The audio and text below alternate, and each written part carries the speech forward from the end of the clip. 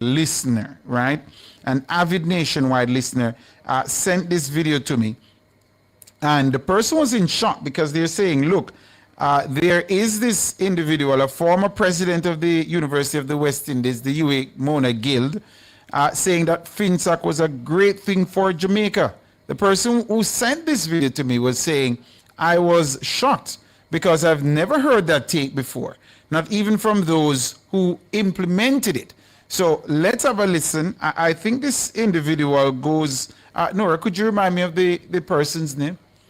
Perry Cummings Jr. is the name.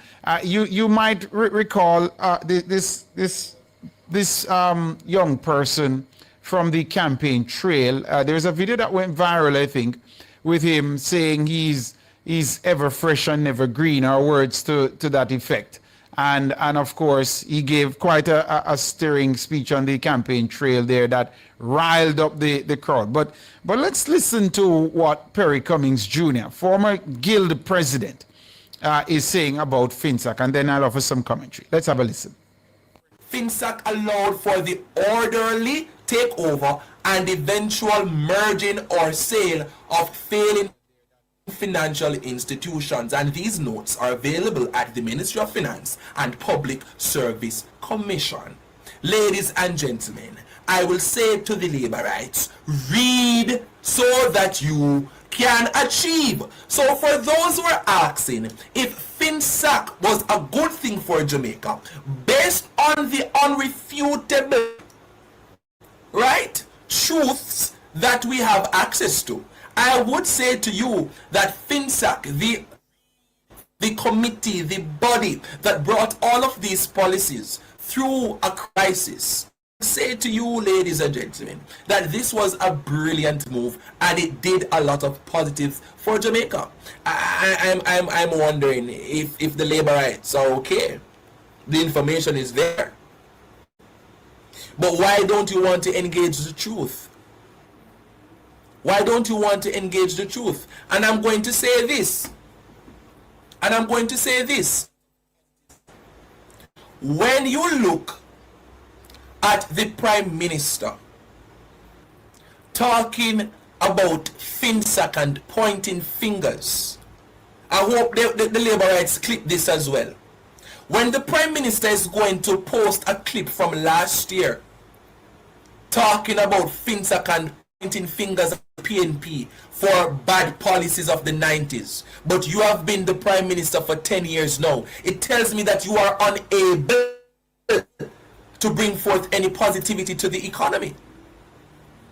If you at this point in time, Mr. Prime Minister, is still pointing fingers, then it tells us clearly that you are unable to run this country. If every time people point out the inefficiencies of your administration, and your response can only be to point fingers at the People's National Party, when you have been in the seat, you have been at the wheel for years now. We can cut it there. Now, he's saying Finsac is a good thing. And my initial reaction to that video, listeners and viewers, is that, you know, social media has placed audacity, the price of audacity, at an all-time low. You know, this ability for everybody to be able to get behind a mic and say something. It has placed audacity is on sale. That was my initial reaction to this video. That anyone would seek to engage in this kind of sordid revisionist history and try to paint Finsac as a good thing. It's mind-boggling that anybody would attempt to do that. Finsac was not a good thing. Finsac was not a good thing. And I'm not certain why, you know, and this is a young person. And you wonder about the future of the politics when you see young people being so blindly partisan, because the reason Finsac is being painted to be a good thing here by Mr. Perry Cummings Jr. is because he wants to polish up the image of the People's National Party and their bad stewardship of the Jamaican economy that led to the establishment of Finsac. Now, let me just read a little thing for you that you can find by just Googling. It says, whether the Financial Sector Adjustment Company, Finsac, was good is one of the most debated topics in Jamaica's economic history. While it succeeded in its primary goal of preventing a total collapse of the financial system, it did so at a massive social and economic cost that the country felt for decades. The amount of debt that the Financial Sector Adjustment Company left on Jamaicans. Nigel Clark famously told the country that we just finished paying for that debt after so many years. Finsac was not a good thing. There should have been no need for Finsac had the then PNP administration been managing the economy properly. There would have been no need for Finsac that would have saddled us with such a great burden of debt. And easily Google, he says the information is there. Massive debt burden. Intervention costs approximately 40% to 42% of Jamaica's GDP. This led to a rapid buildup of national debt that took the country 30 years to significantly reduce and to get rid of. Yeah? Destruction of local businesses. The high interest rate policies associated with that era caused over 40,000 businesses to fail. Yeah? Look, this idea that Finsac was a good thing, he should not repeat it. And if he wants people to take him seriously as a politician in the future, I'd offer him this unsolicited advice, yeah, that he does not repeat that statement, because it is absolutely not true. It is revisionist history, and it is a poor attempt at trying to make the PNP look good. The PNP failed during those 18 unbroken years that they were in office. They failed miserably. It was a masterclass in how not to run a country. And you have to accept that and just say to the Jamaican people, we won't do that again, we can offer you better. Trying to rewrite history won't help. That's all the comments I have for you today. We take the break right here, and after we come back, we take your prefer to listen over there on YouTube. You can go back on over there and join us on our YouTube channel. Before I go back to the phone lines, I told you there's a video I want to share that Senator Marlon Morgan sent to us on that issue I was addressing with the People's National Party youth activists saying that Finsac was a good thing. Yeah, it's a bad idea that he had, and it was even worse to execute the idea, to come public and say that. To think that is bad enough, but to come public and to say it is worse. Yeah. I want to play that video, so studio is lining up that video for you. But before I do, Hermin Hyatt on our YouTube channel is saying, Tyrone, why you think the PM should not take his salary?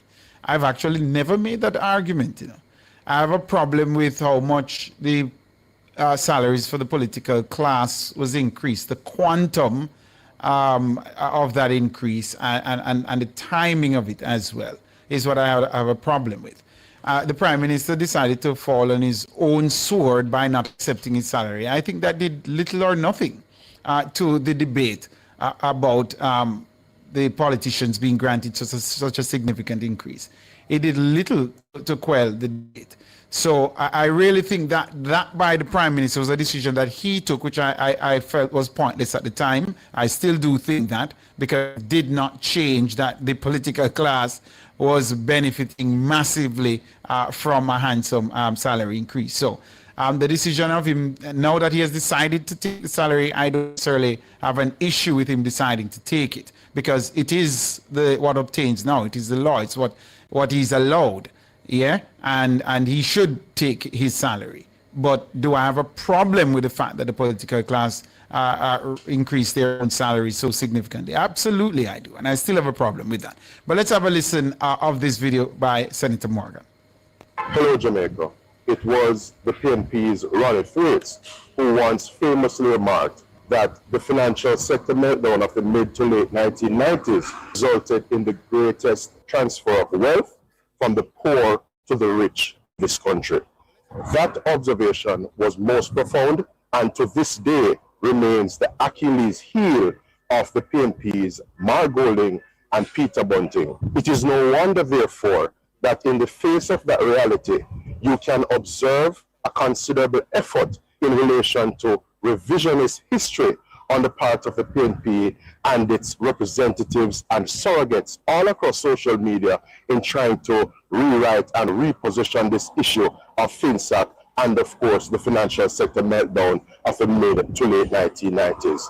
I put it to you, Jamaica, that it was policy failure on the part of the then PNP government that resulted in the financial sector meltdown of the mid to late 1990s. The truth of the matter is that, coupled with the premature liberalization of the Jamaican dollar, we also had the ill-advised and unsustainable high interest rate regime and policy of the then PNP government, in less than prudent banking practices that presented a cocktail for disaster. So for the PNP to seek to extricate itself and suggest that it was imprudent and irresponsible action on the part of bankers that resulted in the catastrophe that we had in the mid to late 1990s is simply not accurate. It is revisionist history on the part of the PNP, and I am here, just like you, to mash down that lie in the interest of preserving the appropriate and truthful accounts of what took place in this country. The PNP's irresponsible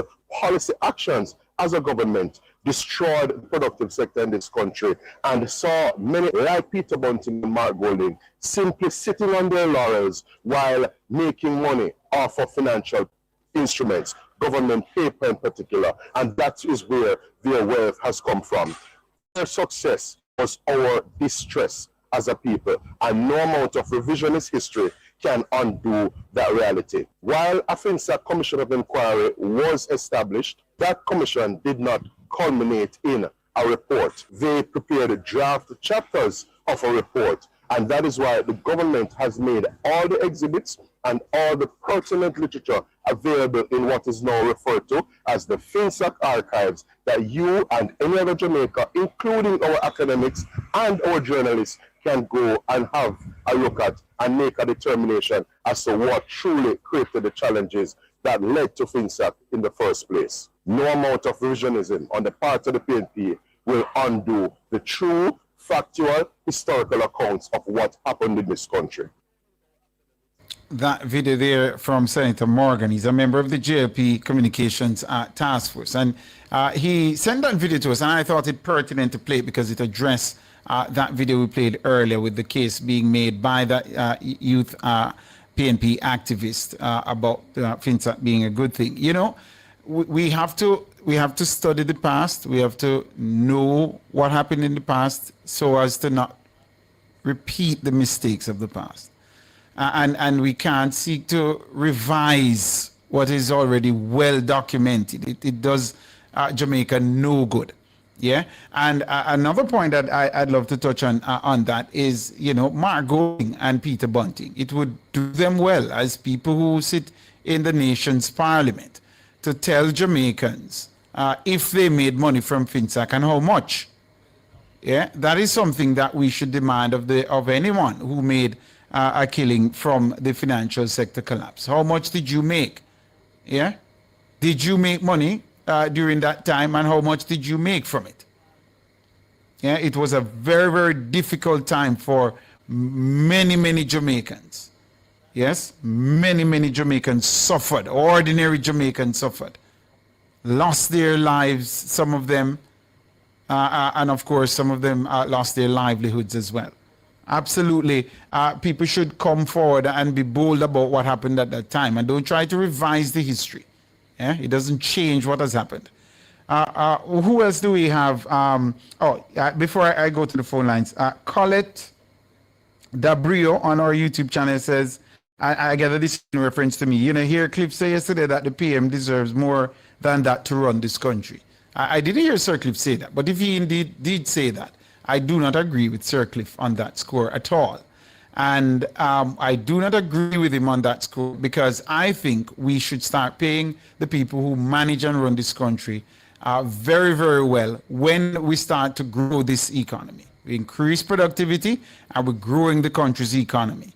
And when the country is growing, by all means, incentivize, reward those who are presiding over it. But with Jamaica growing at those very, very small percentages, 1% and so on. No, we shouldn't be rewarding our politicians when the country is growing by those very, very small percentages. That is my view of it. Once we start growing, then you can make the case to say reward the stewards, the people who are presiding over it. But until then, these big salaries, no justification for it. Who else do we have online? Yeah?